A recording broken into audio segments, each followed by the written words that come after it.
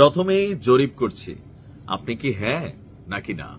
আজকে সারাদিন যাবৎ ফেসবুকে যে বিষয়টাতে সয়লাভ হয়েছে জরিপে, যে নির্বাচনের আগে গণভোট, যেটা জামাতের দাবি নভেম্বরে গণভোট করতে হবে, এনসিপির দাবিও নির্বাচনের আগেই গণভোট করতে হবে।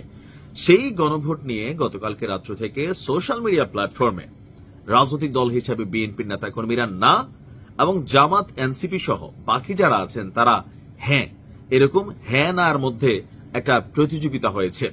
ফেসবুক প্রতিযোগিতায় এখানে কিন্তু জামাত জয়যুক্ত হয়েছে। আপনি যতগুলা পোস্ট দেখবেন গণমাধ্যমের বা আমার পেজ থেকে আমরা যে জরিপ করেছি, সেখানে জামাতের যে না আর হ্যাঁ বা এনসিপির হ্যাঁ, সেইটার পক্ষেই সবচেয়ে বেশি মন্তব্য এসেছে।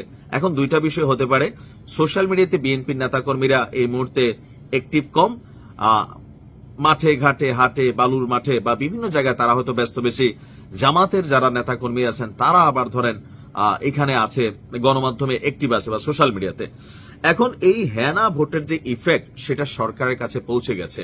বিএনপির জন্য এক ধরনের দুঃসংবাদ এবং জামাতের এটা আমরা জয় হিসাবে দেখছি। কোন জায়গায় আইন উপদেষ্টা ডক্টর আসিফ নজরুল বলছেন, গণভোট নিয়ে রাজনৈতিক দলগুলোর মধ্যে তীব্র বিরোধ দেখা যাচ্ছে। এ বিষয়ে খুব শীঘ্রই প্রধান উপদেষ্টা সিদ্ধান্ত নেবেন এবং খুব দ্রুতই ফয়সালা আসবে। অর্থাৎ আজকে রাজধানীর ফরেন সার্ভিস একাডেমিতে এক প্রশ্নের জবাবে তিনি বলছেন, 270 দিন আলাপ আলোচনা করার পর রাজনৈতিক দলগুলোর মধ্যে এই যে অনৈক্য, এটাতে তিনি হতাশ হয়েছেন। আগে বিষয়বস্তু নিয়ে বিরোধ ছিল, এখন গণভোট নিয়ে দ্বিমত তৈরি হয়েছে। এমন পরিস্থিতিতে দলগুলো উত্তেজিত ভূমিকা পালন করছে।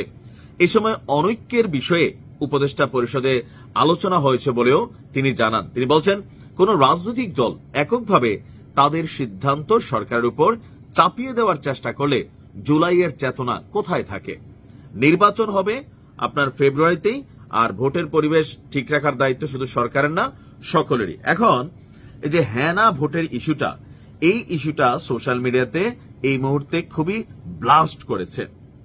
তো এই যে সরকার গণভোট নিয়ে খুব শীঘ্রই সিদ্ধান্ত দিবেন ডক্টর মোহাম্মদ ইউনূস, পারসেপশনটা হচ্ছে বা আমরা আইডিয়া করতে পারি এক্ষেত্রেও গণভোট সম্ভবত নির্বাচনের আগেই দিয়ে বসতে পারে ডক্টর মোহাম্মদ ইউনূস। কারণ এই মুহূর্তে সরকারের মধ্যে যদি আমরা ধরি পলিটিক্যালি শক্ত অবস্থান আছে, এটা হচ্ছে জামাত ইসলামের। এনসিপি তো বাকি বিভিন্ন ভূমিকা রাখছেই। আবার এই ক্ষেত্রে জামাত এনসিপি এই মুহূর্তে দা কুমড়ার সম্পর্ক হলেও এই যে মেজর এজেন্ডাগুলো, এগুলোতে আবার আপনারা দেখবেন যে দুইটা দল একই।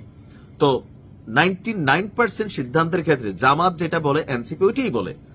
এখানে অনেকে আবার মনে করছেন সাম্প্রতিক সময়ে জামাতকে নিয়ে এনসিপির যে কটূক্তি বা মন্তব্য, এটাও আসলে পার্ট অফ পলিটিক্স। অর্থাৎ জনগণের কাছে এটা স্পষ্ট করার চেষ্টা করা হচ্ছে যে ভাই এনসিপি জামাতের পার্ট না, এনসিপি এনসিপির মতন একটা রাজনৈতিক দল।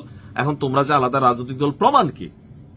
তো প্রমাণ হচ্ছে ওইটা, এই যে দলটার একদম সার্জিস, নাহিদ, হাসনাত, নাসিরউদ্দিন পাটোয়ারি, তাসনিম, যারা প্রত্যেকে, হান্নান মাসুদ, জামাতের 14 গোষ্ঠী উদ্ধার করে যে গালাগালি টাইপের মন্তব্য করছেন, সেখান থেকে আমরা ভেবে নিলাম এনসিপি জামাতের মধ্যে একটা ফাটল ধরেছে। কিন্তু দিন শেষে কেউ বলছেন, যারা বিচক্ষণ বিশ্লেষক, তারা বলছেন যে না, এটা ফাটল না, এটা হচ্ছে পাবলিককে বোঝানো যে আমরা আলাদা আলাদা দল, আমাদের মতাদর্শ আলাদা, এবং কি ভোটের আগে একটা জোট হইতেও পারে। আপনি কি মনে করেন যে ডক্টর মোহাম্মদ ইউনূস কোন সিদ্ধান্ত নিতে যাচ্ছে? নির্বাচনের আগে গণভোট হোক, সেটা নভেম্বরে ডিসেম্বরে? আমার মনে হয় এটাই তিনি সিদ্ধান্ত নিতে যাচ্ছেন। একটু অপেক্ষা করুন, জানতে পারবেন।